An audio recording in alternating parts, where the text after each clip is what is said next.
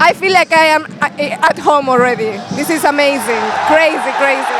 আর্জেন্টিনার রোজারিও থেকে ঢাকার দূরত্ব প্রায় 17,000 কিলোমিটার, অথচ এতটা পথ পাড়ি দিয়েও যেন নিজ শহরেই অবস্থান। বাংলাদেশের মানুষের ভালোবাসায় এই আর্জেন্টাইনদের অনুভূতি, এটা যেন তাদেরই ঘর।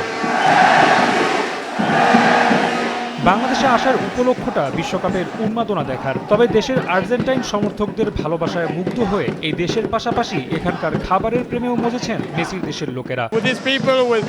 We feel at home here. It's very good.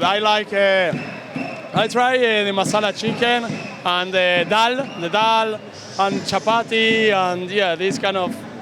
অচেনা শহর, অচেনা লোক, তবে আলবিসেলেস্তেদের ম্যাচের দিন আকাশী নীল জার্সির মেলা, সঙ্গে মেসিকে নিয়ে গলা ফাটানো চিৎকার, এমন পাগলামো দেখে অবাক বনে গেছেন আরেক নারী আর্জেন্টাইন। প্রশংসায় ভাসিয়েছেন বাংলাদেশিদের। This is crazy. I've never seen something like this before, not even in Argentina. It's amazing. Bangladesh people, you are amazing. Thank you for your support. We love you in Argentina.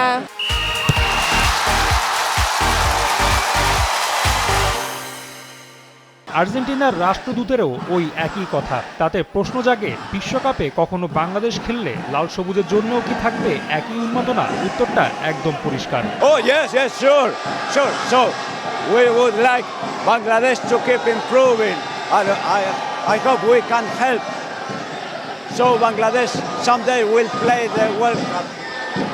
Will take in the World Cup, and of course you will have 47 million Argentinians supporting Bangladesh.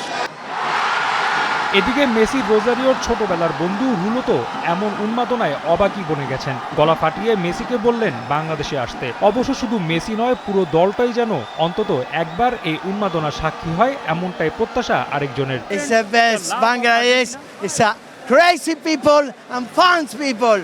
Wow, love it. Messi, look.